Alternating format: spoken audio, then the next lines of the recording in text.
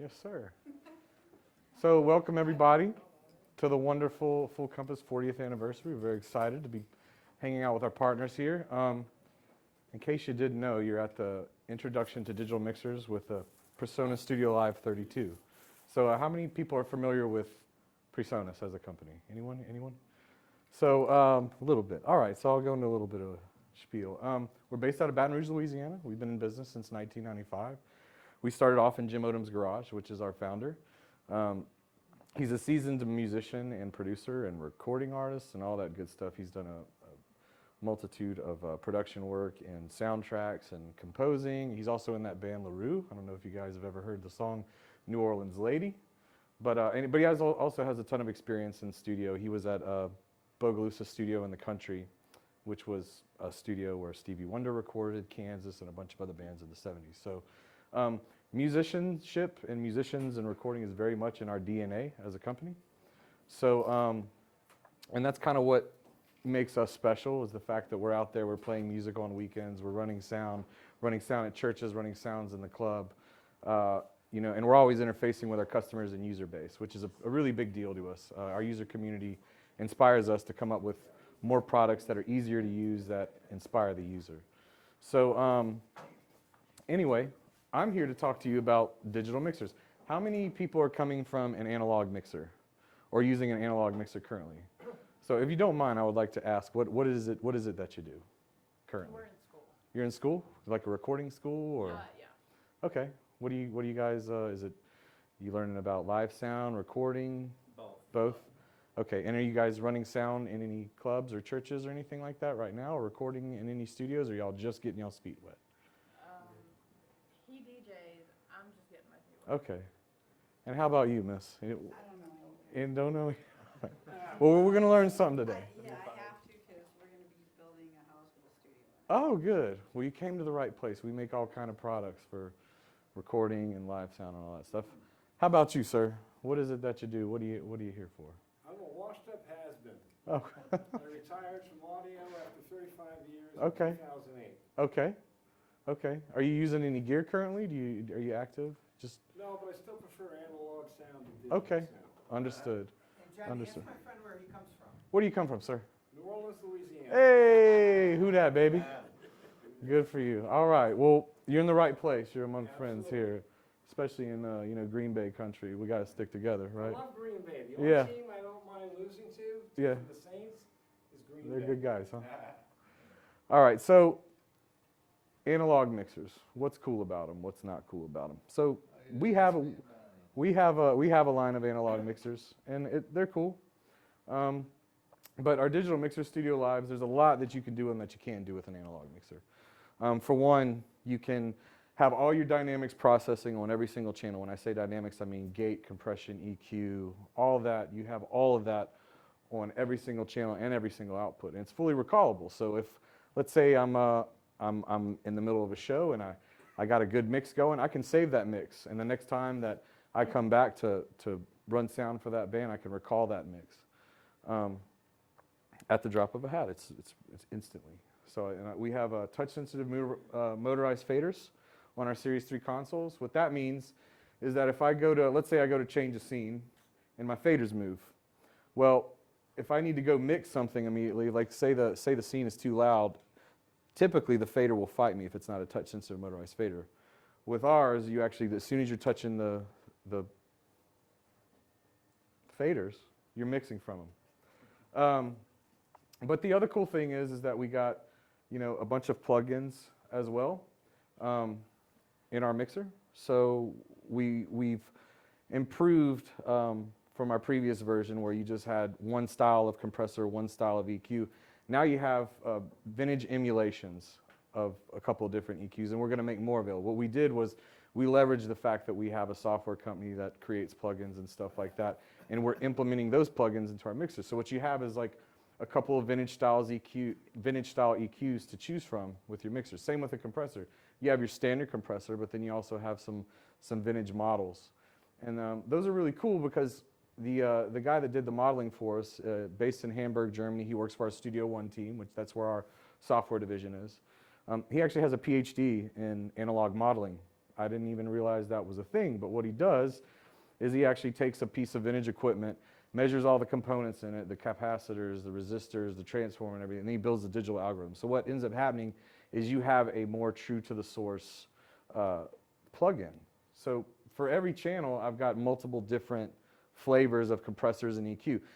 With an analog board, you would have to have a rack of equipment to be able to achieve that. With a digital board, it's all in there. It's all, it's basically like a computer is the way to look at it.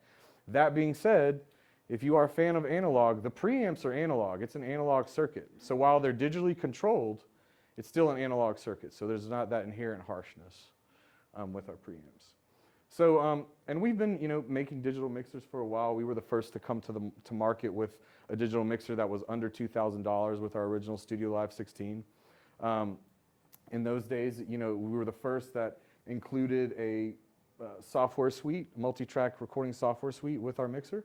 One of them being Studio One Artist and the other being Capture, which Capture is a proprietary software for the StudioLive only, and it's basically one-button recording. Whatever StudioLive I have, it's going to assign the inputs for me. It's one-button recording. I just hit record. I'm off to the races. And then from there, I can move it into my DAW and do some mixing and stuff like that. That being said, you can use our mixers and our interfaces with any software out there. If you're into Logic or Pro Tools or any of that other stuff, you can absolutely use our mixer as an interface. We were also the first to do remote control app via an iPad. So we were the first to actually be able to control your mixer wirelessly. We've been doing this since 2010. So we kind of hang our hat on being innovative, and we've improved that functionality over the years. Now I can trigger playback from my SD card in the Series 3 directly from my iPad. I have advanced permissions to where I can give someone control over the mixer, but I can lock them out of certain features. Like I can give them fader control over every fader, but maybe I don't want them changing my channel names or messing with my dynamics or adjusting my preamp. So I have more advanced permissions these days. And that's one of the benefits of a digital mixer is that you have a lot of flexibility. We always hang our hat on our workflow. Our consoles are easy to use, and we don't like doing layers and stuff like that. So you have this particular mixer, you have 32 channels, and you have 32 faders. You have a fader for every channel, so there's not a whole lot of bank switching. And you also have your flex fader / master fader. So, it's easy to use. But then I also have this split workflow over here, which I'll show you guys and gals. So with my split workflow, I can, in this little bank over here, I can select aux inputs, and from there I have my effects returns on this layer. I have a couple of stereo aux inputs as well. I got my tape in, my talk back. I can also control my DCA groups. And then I have my mix master. So that's going to be, my mix master is actually going to be all these mix outputs over here I can control from this. That being said, if I get too lost in the weeds on the split workflow, I can always just hit main mix and inputs, and it's going to bring me back 1-to-1. So I have a fader for every channel at that point. Additionally, we also have a user layer, which is really cool. So when I go into this user layer, I can then select a channel, and I can assign that to be whatever channel I want. Or I can assign it to be a mix output. Or I can assign it to be an effects return. So what that allows is just more customization. But if I get too lost in this user layer, if a volunteer is using it, I always can just hit main mix, input, and bring me back 1-to-1. What is talkback? Talkback is if I'm at a front of house position, you know how sometimes you have to talk to the artist on stage? So I have my own mic. I'm the sound guy, and I'm telling, one of the guys or girls like, hey, can you hear it? Can you hear what's coming out of the monitor? It's just a way to be able to communicate to the artists on stage without having to yell across the venue. Oh, okay. Yes, but you get your own preamp for that talkback input. I don't have to eat up a channel. In other mixers, you may have 32 channels, but you have to use up a talkback mic, you actually have to use one of the channels, whereas we have an independent talkback mic channel specifically for that purpose. I'm an artist, I've never dealt with mixers, so I'm just the guy on stage. That's trumpet player in New Orleans. Right on. Well, so we have 3 different models of the StudioLive Series 3 consoles. I have the 32, which I have here. We have a 24 channel, which has the split workflow, and I also have a 16 channel. What's cool is that they're all 32 channels under the hood. So what that means is while on the 16 channel I may only have 16 physical mic preamps, I can use one of these rack mixers / stage boxes to get actually more channels.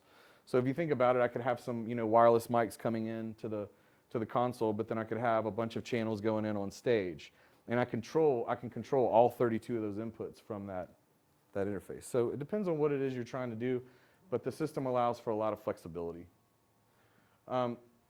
I talked about the user layer. So the next thing is multi-track recording.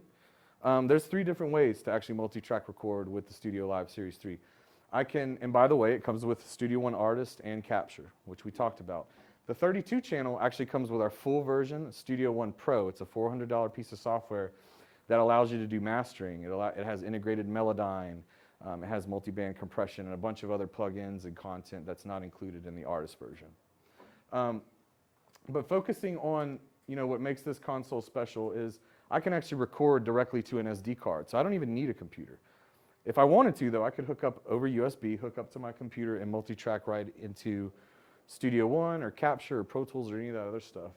But if I have an SDHC card that's 32 gigs, I can actually record 34 channels for 1 hour and 45 minutes, a lossless broadcast WAV file. From there, I go in, I pop it into my computer. It opens as a capture session, which is our software, and it opens in Studio One with all your board settings. So if I'm doing a show and I have, whatever the last, however I had the board set last is how it's going to show up in the software. So if you were to do that in another piece of software, all the faders would be at Unity in another piece of software. You'd have to remix it, you'd have to pan it and all that. But if you use ours, you can just pull it into Studio One, and from there it gives you a nice little baseline with dynamics processing and all that. And then you can take that stuff out if you want. Yes, sir? So what's the maximum memory on a SD card? Well, for 34 channels, it's 1 hour and 45 minutes uncompressed. But on these consoles, I can actually select how many channels I want to record. So I don't have to record all 32. So obviously, if I'm only recording like 12 channels or 16 channels, I'm going to have significantly more time. So if I have pre-done recordings that I've done in Logic, I can You can just bring them back in via USB. onto that and stick them onto this card on there, and so the card will remember that song exactly. Well, I can show you how to do that in a little bit. The other thing is I can do a virtual sound check. How many people are familiar with what a virtual sound check is? Okay, so a virtual sound check, and we've been doing this for years with our previous consoles. Basically, let's say I'm at a church that I'm at every single Sunday, and I record the band, and I record them into my computer, right? I have a multi-track file of the band playing at this venue. Well, the next Sunday, the drummer's late, the bass player's late, as they usually are. And instead of me having to wait and hurry up and do a sound check when they get there, I can actually have that multi-track file, run it on a per channel basis into the mixer and get a nice baseline mix before they even show up. So the way we previously did it was it came through your computer through Studio One or Capture. But the way you can do it now, and you can still do that, but now I can actually have multi-track files in my SD card, and I can and just send them right back into the console without a computer. So I don't even have to bring a computer to do a virtual sound check. So that's another really cool benefit of the SD card recording and playback. We talked a little bit about this, but you have multiple compressor and EQ models, and I'm going to go into that here in a second, show you how cool that is. Flexibility is key. So what we have on the console are called flex mixes, what that means is that I have, on the 32, I actually have 16 independent mixes that I can send to in-ears or side fills or wedges or any of that, and I can give the artist whatever they want. So when I go into this mix over here, these faders then become the send levels going to that mix. So then I just, whatever they want, I want more kick, more snare, whatever, and I'm sending an independent mix into that mix output. Make sense? But I can change the nature of that output. So by default, it's an aux mix, which an aux mix would go into in-ears or a stage wedge or something like that. But I can also turn it into a subgroup, which a subgroup is, a group of channels. Maybe I want to send that out to, a specific spot in the venue or something like that. And then I also have a matrix capability. So matrix mix, what that is, it's a mix of mixes. So, and that's typically used in broadcast or, like a cry room at a church or something like that. So a lot of flexibility on the mix outputs, and that's really cool. Effects, I have 4 effects processors, and the way I would send the effects to a certain channel, I just hit effects A over here, and then these faders then become the amount of effect that I want going to that input. Makes sense? So if I want to turn up some, I probably wouldn't want to put reverb on my drums, but maybe I want to put a little bit of reverb on some vocals. So I just add a little reverb, and I have 4 effects processors. So I can on one effects processor I can have reverb, on another I could have some delay, and it's just as simple as switching over and then adding the amount of delay for those inputs. Maybe I want to put a little bit of delay on the snare because it's a reggae song or something like that. But tons of flexibility with this digital console. One of the things we did add, if there's any StudioLive AI users, is in the previous consoles it was fixed 2 reverbs, 2 delays. With the Series 3, I can actually have any combination of effects that I want. So I can have 4 delays, 4 reverbs, so a lot more flexibility. And we are going to add in a firmware update modulation effects, so like chorus, flange, stuff like that. So that's a cool thing about digital consoles is when you have an analog console, it's baked. That's it. That's as good as it's going to get. With a digital console, it's like a phone. It's like you can update it and have more features and improved features. So, and we've always kind of done that. A good example of that is in our original StudioLive 16.4.2, we didn't ship it with a 31-band graphic EQ. We later added that in a firmware update, and it was free. So just so you know, when you're buying a console from us, keep it up to date, because there's always there's always value that's what we're going to add, and there's always cool things that we're going to add along the way. Any questions?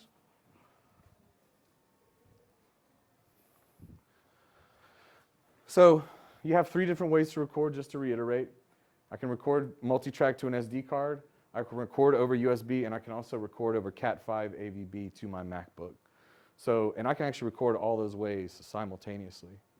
And then when I'm done, I can actually bring those channels back into the board, and I can mix them or add effects or any of that other stuff. It has a complete software suite, like I mentioned. Anything that you can do multi-track recording with that we make, any of our interfaces, come with Studio One Artists. All of our StudioLive boards come with Capture, which is 1-button recording. And then the 32 channel comes with Studio One Pro, which is the full version of our software. So we very much don't think of recording software as an afterthought with our digital console like some of the other manufacturers. It's all tightly integrated into the solution so that you just have a multi-purpose product. That's very important to us as a musician-based company, that our products do multiple different things. So what sets us apart? Full multi-track recording straight to an SD card. 24 DCA groups. So DCAs are, how many, does anyone know what a DCA is in here? Digital control amplifier. That's right, which they used to be called VCAs in the analog days.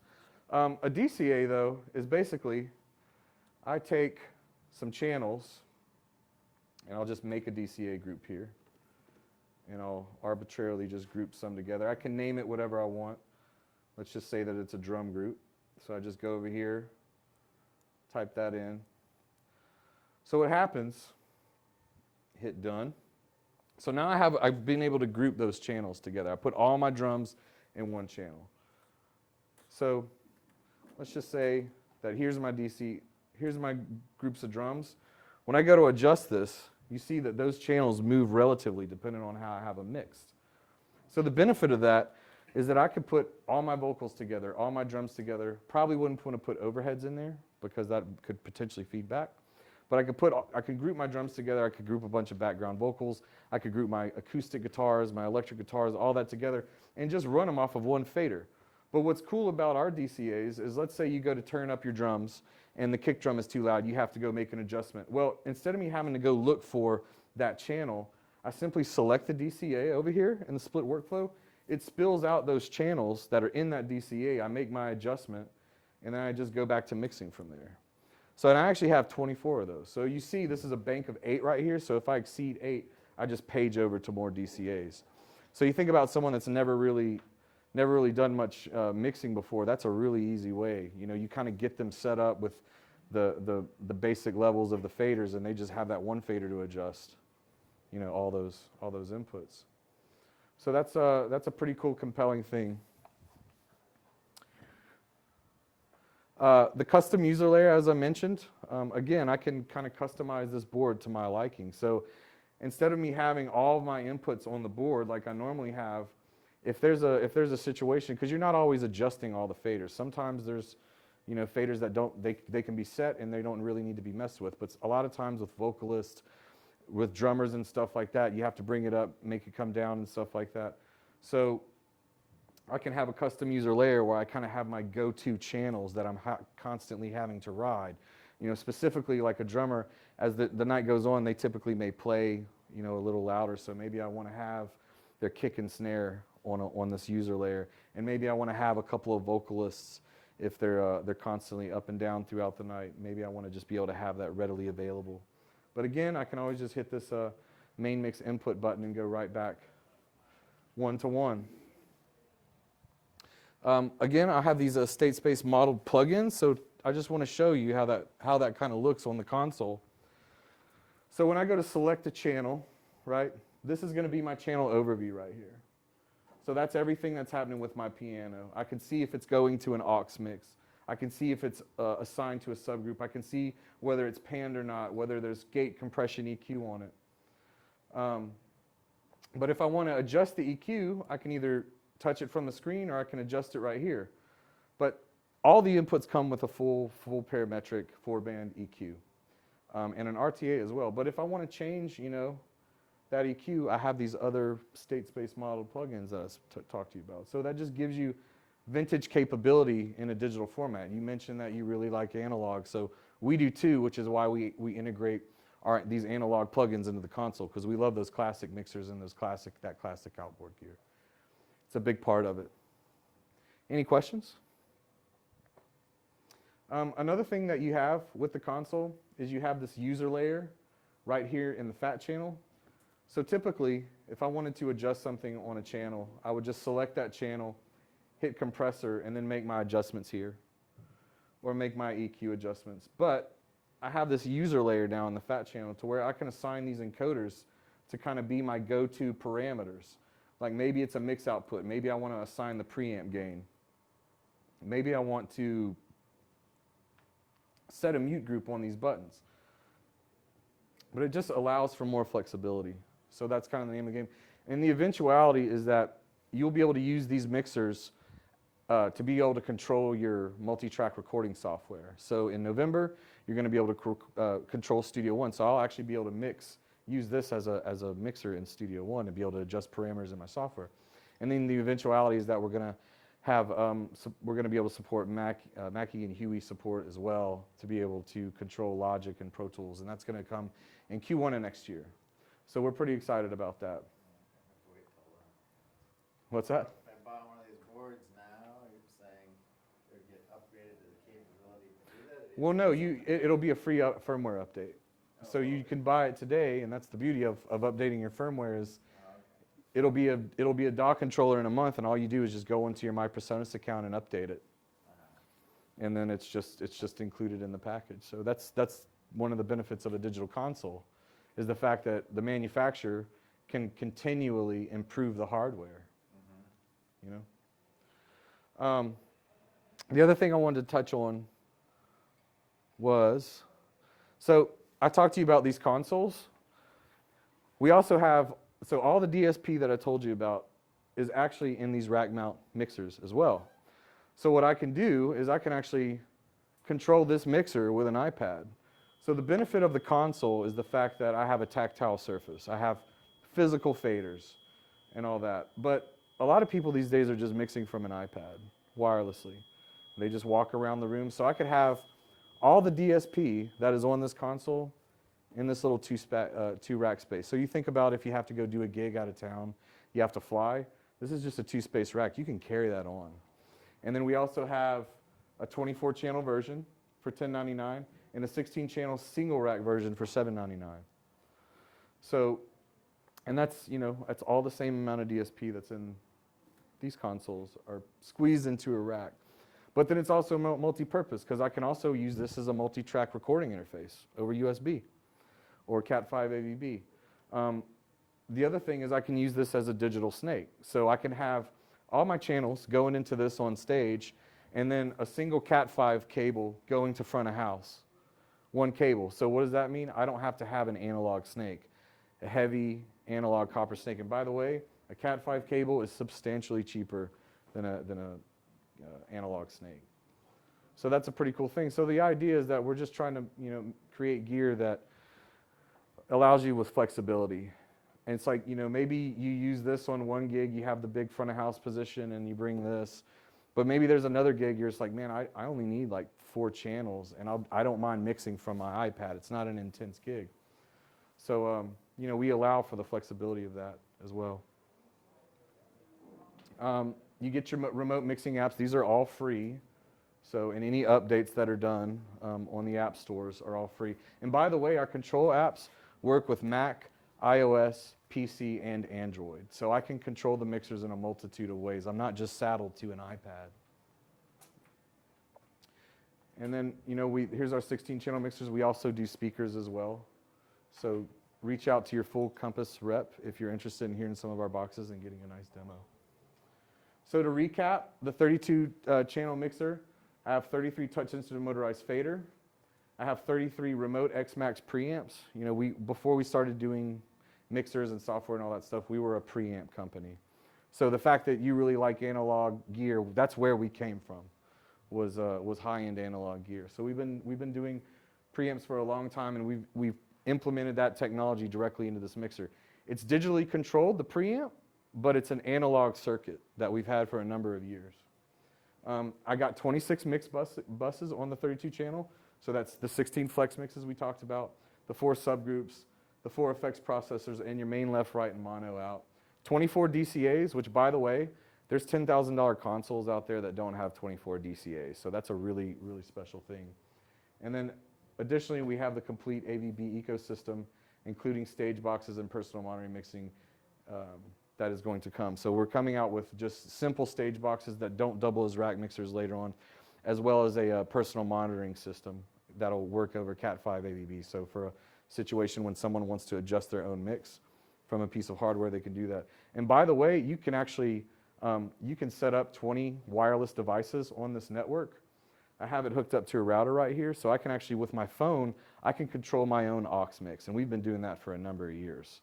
So there's another benefit. So I can actually control my own aux mix from an iPad, from an iPhone, an Android tablet, and I can actually set a permission as the front of house engineer. So I can say, you're locked down to that mix, you can't mess with anyone else's. You're responsible for your wedge or your in-ears or whatever. And again, that's all free. And our stuff just looks really cool. We're from Louisiana, so instead of Vegas mode, we have Mardi Gras mode. So my buddy Ray Tansen did a really good job of the look of this console. So that kind of concludes the presentation. Does anyone have any questions? Would anyone like to see anything? And an added bonus is I have a multi-track session right here in my SD card. I can actually trigger playback directly from my iPad. So I can, in a virtual sound check situation, I can actually hit play and then walk around the room and see how it sounds and mix that audio directly from this device. Or I could just do it from the console, depends on what I want to do. But tons of flexibility. Anything else I can help with? Thank you for your time, appreciate it. Happy 40th anniversary, Full Compass.